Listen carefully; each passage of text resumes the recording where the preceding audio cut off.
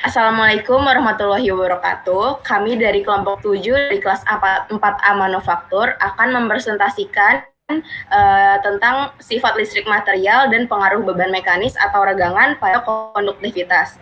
Sebelumnya, perkenalkan diri saya terlebih dahulu. Nama saya Almaida Nurul Alaika. Dan teman saya ada Rafli Wibisana dan Yuda Dewangga. Yang pertama itu ada konduktor logam. Konduktor itu adalah sebuah material yang mudah menghantarkan arus listrik. Nah, di dalamnya itu banyak terdapat elektron bebas yang mudah untuk bergerak. Nah, elektron bebas ini bergerak-gerak secara acak dalam ruang di celah-celah atom. Gerakan elektron-elektron ini dinamakan bauran atau difusi. Bahan-bahan yang bersifat konduktor biasanya tuh digunakan untuk membuat alat-alat yang sifatnya butuh kecepatan transfer energi yang tinggi. Contohnya kayak panci, setrika, kabel, dan solder. Nah, logam termasuk dalam kategori konduktor, yang berarti bahwa kemampuan untuk menghantarkan listrik atau panas bisa dilakukan secara efisien. Nah, beberapa contoh konduktor logam yang efektif dalam menghantarkan panas itu adalah besi, baja, aluminium, tembaga, kuningan, dan nikel. Nah, logam digunakan dalam berbagai aplikasi industri, contohnya pembuatan peralatan masak, seperti wajan untuk menggoreng ikan, kabel listrik, dan komponen produk unggulan berupa mesin pertanian, peralatan rumah tangga, komponen listrik, dan telekomunikasi, serta suku cadang kendaraan bermotor. Selanjutnya ada semikonduktor.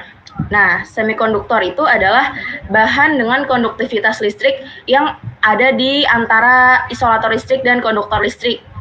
Jenis bahan ini itu yang umum digunakan adalah karbon, germanium, dan silikon.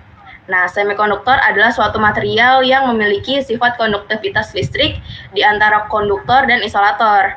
Semikonduktor juga disebut sebagai bahan setengah penghantar listrik. Nah, sebuah semikonduktor ini bersifat sebagai isolator kalau berada pada temperatur yang rendah. Nah, dia bisa menjadi konduktor juga kalau ada di temperatur ruangan.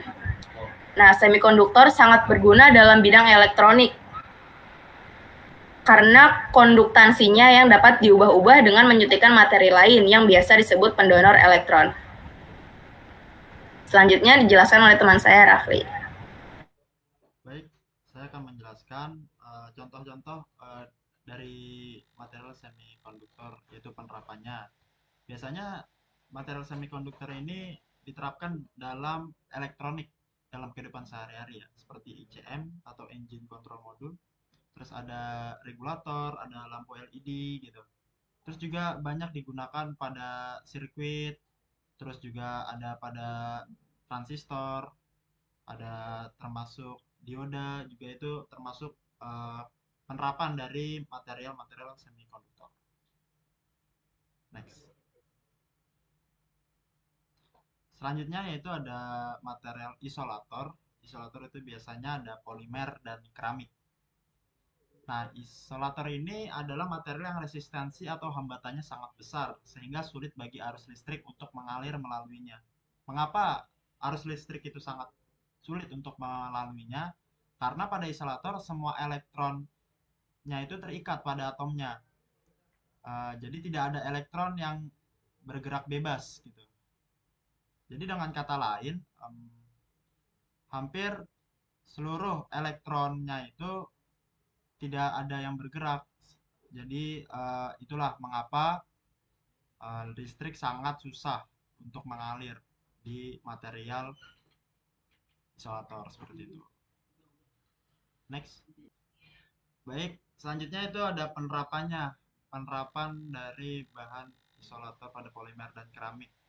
Ya, biasanya itu diterapkan pada pipa PVC, terus umumnya digunakan dalam kabel listrik juga sebagai pembalut dari kabel dari tembaganya itu di dalamnya.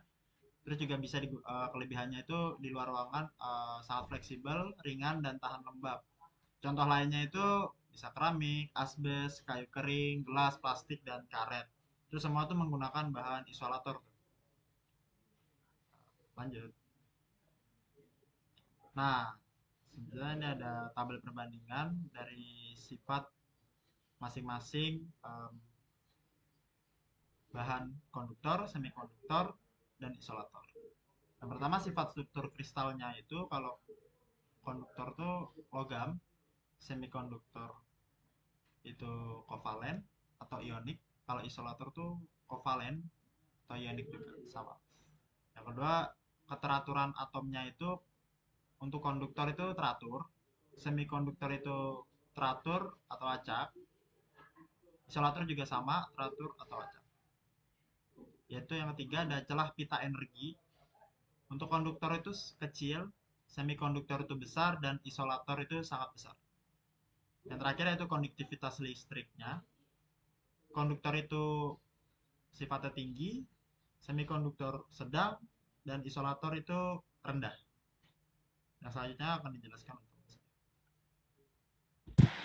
Ya, selanjutnya segmen saya tentang bagaimana beban mekanis atau regangan pada material dapat mempengaruhi konduktivitas listrik tersebut.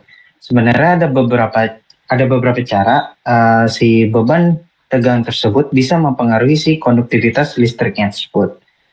Di antaranya itu perubahan struktur material, beban mekanis yang berulang, dan efek piezoresistif. Next. Nah, yang pertama itu perubahan struktur material. Jadi si beban ketika material ini mengalami beban mekanis atau regangan, struktur kristal itu dapat mengalami perubahan. Nah, misalnya itu seperti atom-atom material tersebut bisa tertekan atau bergeser dari posisi keseimbangan mereka. Seperti pada posisi atom-atom yang A, itu dia terkena beban, tetapi dia tidak terlalu berpengaruh sehingga atom-atomnya tersebut masih tetap dalam posisi keseimbangan semula. Sedangkan pada benda B, ketika dia terkena beban atau regangan, maka posisi atom-atomnya berubah, jadi struktur kristalnya juga berubah. Perubahan pita energi. Beban mekanis ini dapat mengubah si pita energi tersebut. Pita energi ini adalah model yang digunakan untuk menjelaskan struktur elektrik material. Model ini akan menggambarkan tingkat energi elektron dalam material dan bagaimana elektron tersebut bisa berpindah antar tingkat energi. Karena si beban mekanis ini dikenakan kepada material, maka itu akan mengubah mobilitas milik elektron karena pita energi tersebut menentukan kecepatan elektron berpindah dari suatu material tersebut. Pada beberapa material seperti semikonduktor, perubahan pita energi dapat meningkatkan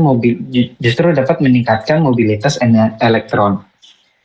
Nah, itu peningkatan jumlah tumbukan. Nah, tumbukan yang lebih sering ini akibat bebannya tersebut menghasilkan hambatan yang tinggi bagi aliran elektron. Ibaratkan aliran elektronnya sudah berjalan lancar, tetapi ada aliran elektron yang dipaksakan, jadinya akan mampet di situ. Yang pada akhirnya akan menyebabkan peningkatan resistivitas dan penurunan konduktivitas listrik. Hal ini juga dapat terjadi karena regangan dapat mengubah si struktur material, seperti dia bisa menghasilkan cacat dan juga jarak antar atom bisa menjauh atau mendekat. Next. Selanjutnya itu beban mekanis yang berulang. Nah, seperti yang tadi, jika beban mekanis tersebut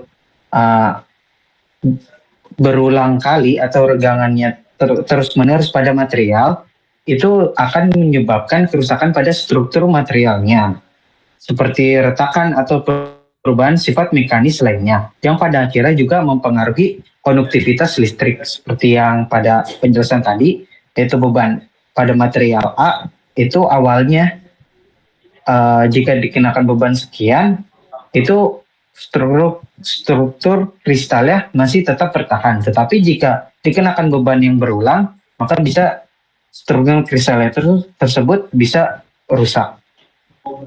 Lanjut. Yang ketiga, efek piezoresistif. Piezoresistif adalah fenomena di mana resistivitas material berubah ketika material mengalami tekanan mekanis atau regangan.